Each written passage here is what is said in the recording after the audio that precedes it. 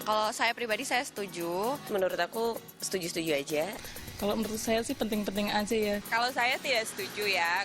Kalau menurut saya nggak setuju ya Mbak. Enggak ya, saya prefer yang di rumah. Untuk anak di bawah batita itu memang akan lebih baik sebenarnya apabila dia sekolah untuk merangsang motorik halus dan motorik kasarnya. Selama kita punya duit lebih dan juga waktu untuk mengawasi anak-anak di sekolah, kenapa enggak? Jadi untuk modal dia untuk ke depannya, maksudnya dia supaya lebih menguasai materi lebih awal sih kalau menurut saya gitu. Karena berhubung saya ibu rumah tangga yang tidak bekerja, otomatis saya lebih banyak waktu untuk mengakomodir kebutuhan perkembangan anak saya dengan melakukan kegiatan-kegiatan edukatif di rumah bersama dengan anak saya. Kalau anak di bawah 5 tahun itu lebih baik pendidikannya diajarin sama orang tuanya sendiri. Karena menurut saya juga nggak kerja. Jadi saya punya banyak waktu buat ngurusin anak saya di rumah dan quality time-nya lebih banyak sama dia. Nah, Ya, itu tadi ini nih. ya. Jadi the pro and kontranya. Ya, gimana nih ibu-ibu? Ya kan, mana suara ibu-ibu? Tapi memang kalau dari kita berdua ini memang anak kita sekolah dari memang masih kecil nih. Betul. Di sini sudah ada Mbak Ajeng, Mbak Caca juga sudah hadir dan juga ada Hai Binar. Hai. Binar gemes. Binar umur Apa berapa kabar? tahun sih Binar? Berapa tahun umurnya? 2? 3 tahun. 3 tahun. 23 tahun. Ternyata Pinter sekali, 23 tahun Binar ya. Oke, ini ada Mbak Ajeng dan Mbak Caca. Kita mau ngobrolin soal menyekolahkan Menyekolahkan anak di anak. usia dini, Yes. ya kan?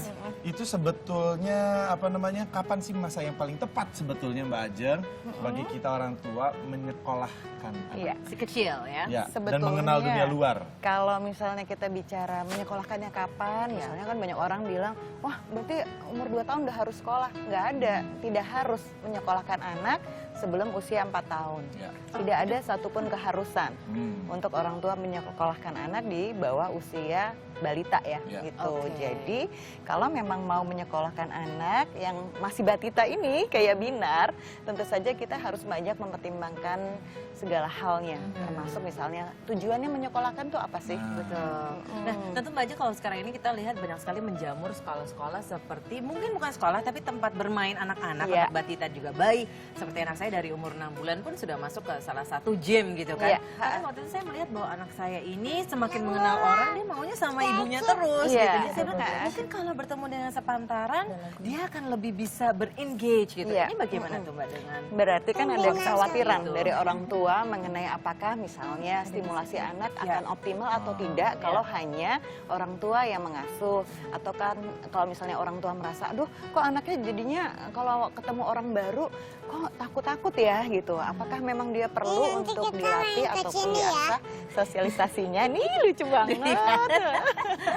Nah itu dia yang kita harus perhatikan, apakah memang anak butuh apa enggak sih untuk disekolahkan di usia dini, dan kesiapan anak seperti apa. Kalau kita bicara kesiapan, tadi kan Omes menanyakan siap apa enggak sih, apakah memang waktu terbaiknya kapan untuk memasukkan anak ke misalnya playgroup atau misalnya di anak tadi gym atau banyak yang apa sih butuhnya apa sih gitu. Kalau kita bicara tumbuh kembang anak, tentu saja anak kalau di usia batita lebih banyak membutuhkan stimulasi motorik kasar.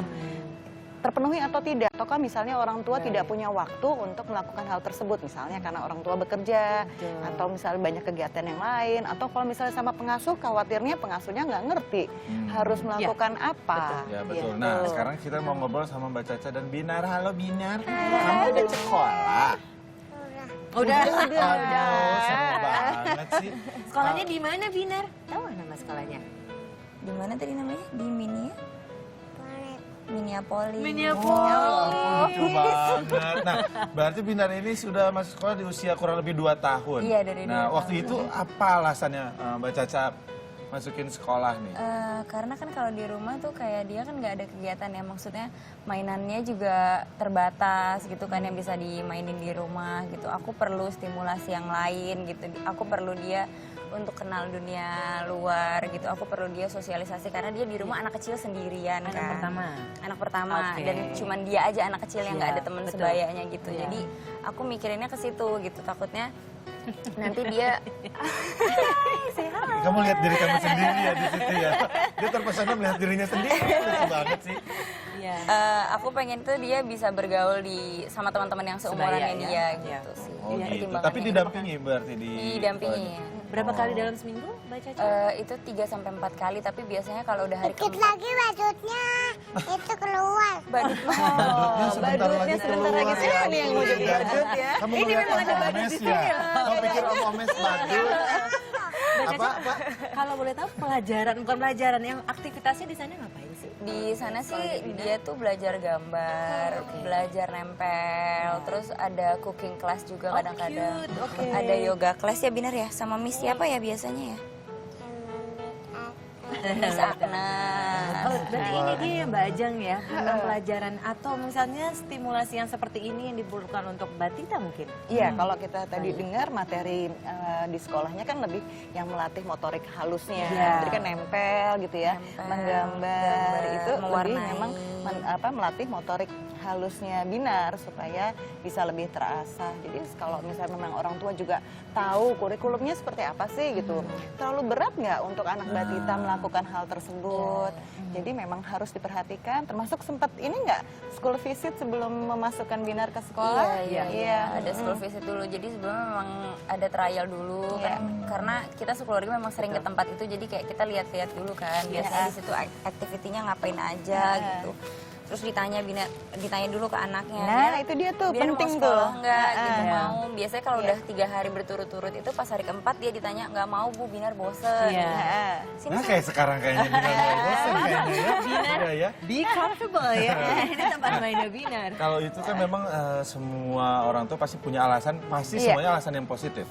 Harusnya semua yang pasti terbaik, alasannya pasti semua yang positif. terbaik. Iya. Pasti kita semua setuju ya. Iya. Tapi karena kita kan harus mengenal misalkan tentang anaknya. Anak saya pun sekolah, saya bilang bukan sekolah, bermain Iya. bersama teman-teman sebayanya di usia dini. Nah, Iya.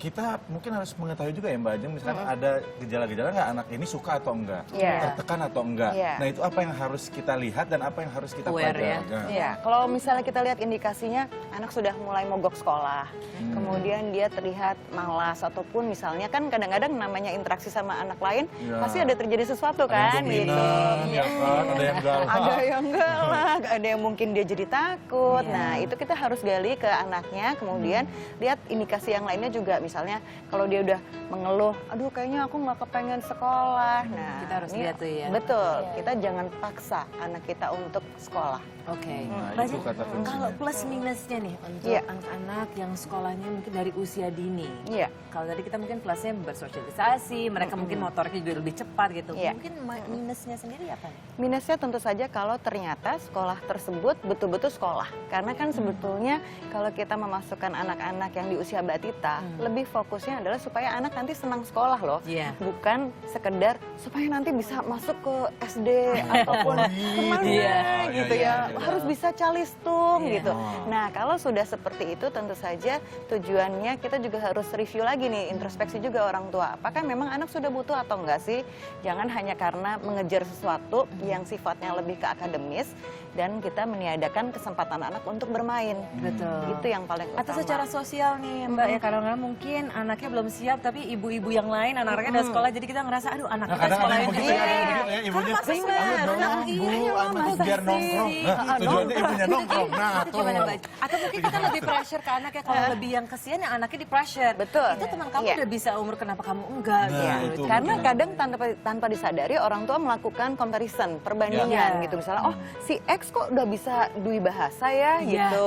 betul. Si B kok jago banget ya. Udah bisa Ah. jalan. Nah, Oh, itu kalau dari nah, baby. itu kan punya tekanan tersendiri, entah buat orang tuanya jadi mikir kan, ini tumbuh kembang anaknya optimal atau enggak, atau pada akhirnya melupakan bahwa tiap anak tentu saja punya perbedaan, punya keunikan masing-masing, sehingga orang tua juga harus bisa menerima kondisi anak, bukan hanya sekedar membandingkan tanpa mencari kira-kira kenapa ya, atau apakah misalnya karakter anak, kan nggak semua anak bisa sama, ataupun misalnya ada yang pemalu. Nah, jadi memang kalau untuk anak batita yang saya sarankan adalah nomor 1 jarak tempuh ke lokasi sekolah maksimal 30 menit dari rumah. Jadi dia nggak kecapean udah di jalan ya. Yang ada capek, yang ada bete. Karena ada stres juga pada anak ya, dan kita harus aware tentang itu. Nah, kalau melihat Bina ini kayaknya dia seru banget ya. Dia gimana tuh reaksinya waktu awal-awal masuk sekolah, berinteraksi dengan teman-temannya? Apakah sempat malu-malu juga atau memang dia memang cenderung anak yang wah langsung? Kayak gini sih. Oh kayak gini ya? Memang sudah ya. Kayak gini. Kayaknya mamanya juga deh. Kayak gini dia langsung. Tapi waktu pertama-tama kan memang pasti masih ada rasa dominan, kayak dia ngerasanya mainan yang ada di sana buat dia semuanya dia. Nggak boleh minjem, tapi pas udah 2-3 kali ikut kelasnya kan selalu diingetin kalau di sini harus sharing, ini bukan punya Binar semua gitu. Binar harus mau berbagi sama teman-temannya. Dari situ ya udah mulai sih dia nggak, kalau megang apa-apa tuh dia lihat dulu yang lain ada yang mau megang atau enggak. Kalau lagi nggak ada yang megang ya udah dia yang pegang gitu. Tapi begitu ada teman yang minta, dia sambil ngeliatin aku gitu, terus dia kasih kayak boleh nggak ya dikasih, masa dikasih gitu, Masih memikirkan. masih mikir. Berat banget ya, itu berat banget. Tapi Mbak Caca, kita melihat perbedaannya waktu Binar sebelum sekolah sampai akhirnya sekarang sudah bermain ke tempat bermain di situ ya. Kelihatan sih dulu tuh kayak ya itu dia kalau ketemu orang tuh masih ada rasa malu-malu, terus yang agak-agak apa ya, bukan galak ya, lebih agak agresif gitu ke temennya. Nah kalau sekarang tuh dia lebih bisa bawa diri lah gitu. Kalau dia lagi di tempat ramai dia lebih bisa kalau temennya mulai nyamperin, dianya juga baru mau main gitu. Kalau dulu kan kayak disamperin kayak gimana gitu kan. Nah, kalau sekarang dia udah mulai bisa sih. Ini udah kelihatan jalan-jalan udah enak banget, udah nyaman dah ya. Nih, Mbak Ajeng, aku mau nanya tadi kan, apapun yang namanya sekolah tidak boleh dipaksakan. Tapi kan memang ada usia di mana sekolah itu memang sebuah kewajiban. Nah, sebetulnya di usia berapa itu? Jadi kan takutnya memang dari usia 1 tahun anaknya mogok atau 1,5 tahun, kan sekolah itu wajib. Nah, sebetulnya di usia berapa? Karena kan pasti ada sekolah yang memang harus kayak SMP, SMA, nggak mau masuk sekolah sih itu kayak udah anak SMA aku nggak mau sekolah. Hah, gimana? Itu agak bingung juga. Itu gimana tuh? Kalau kita lihat tentu saja kalau masuk TKA, TKB ini memang 4 tahun ya. Gitu. Jadi memang 4 tahun kalau memang ada kesempatan orang tua untuk memasukkan anak ke sekolah, bagus karena memang mulai mengajarkan anak untuk sosialisasi, kemudian bagaimana berinteraksi dengan teman-temannya seperti itu. Paling tidak persiapan untuk memang mau masuk SD kalau kita bicara masuk ke taman kanak-kanak ya gitu. Kalau misalnya batita belum waktunya. Jadi 4-5 tahun sudah cukup untuk anak. Cukup mengerti tentang sebuah kewajiban, ini yang harus dilakukan. Harus duduk, itu kan harus diajarkan. Pemilihan sekolahnya sendiri nih Mbak Ajeng, kadang-kadang kita juga melihat banyak orang tua yang kayak, enggak, sekolah saya itu yang paling oke nih, kalau ini sekolah saya. Sebenarnya sekolah apa yang sebenarnya yang paling baik untuk anak kita nih? Sebetulnya tidak ada yang namanya sekolah yang terbaik. Yang ada adalah sekolah yang paling tepat untuk anak kita. Gitu. Jadi nggak bisa kita samain misalnya, sekolah A ini paling oke, paling bikin anak-anaknya ibu zaman sekarang kayak gitu tuh ya. Patokannya pinter-pinter nih kadang-kadang. Nah, itu yang harus diperhatikan bahwa yang tadi selain masalah jarak tempuhnya, kemudian bukan jarak tempuh tapi waktu tempuh ke sekolah yang maksimal 30 menit. Kemudian yang kedua adalah kita harus tahu karakter anak kita seperti apa. Kalau anaknya aktif tentunya carilah sekolah yang bisa membuat dia eksplorasi, bisa mengekspresikan diri. Kalau anaknya pemalu jangan memaksakan anak masuk ke kelas yang besar. Tapi pilih sekolah yang dengan kapasitas yang tidak terlalu banyak, jadi anak juga punya kesempatan berinteraksi. Karena sekarang banyak sekali pilihannya kok ya, bermacam-macam. Jadi memang orang tuanya harus lebih aktif untuk mencari yang mana yang terbaik untuk anak. Dan aku setuju, berarti kalau begitu memang sekolah atau apapun itu kelompok bermain, karena yang paling penting itu bukan tentang orang tuanya, berarti kan tentang anaknya itu yang harus digarisbawahi. Bukan orang tuanya, pokoknya anak saya harus udah bisa jalan. Loh, itu tentang orang tua. Ya kan? Berarti semua harus kembali lagi semua tentang anaknya. Apapun pilihannya. Binar? Udah tahu, udah gede mau jadi apa? Mau jadi apa, Binar? Jadi dokter. Abangnya cuma 2 tahun ya.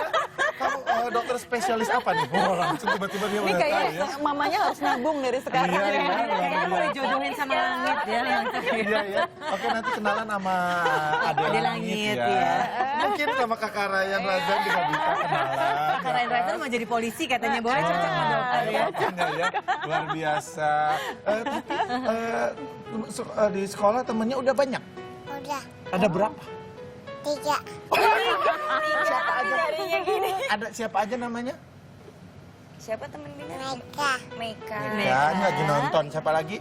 Say hi Meka. Hai Meka. Hai Miss Meka.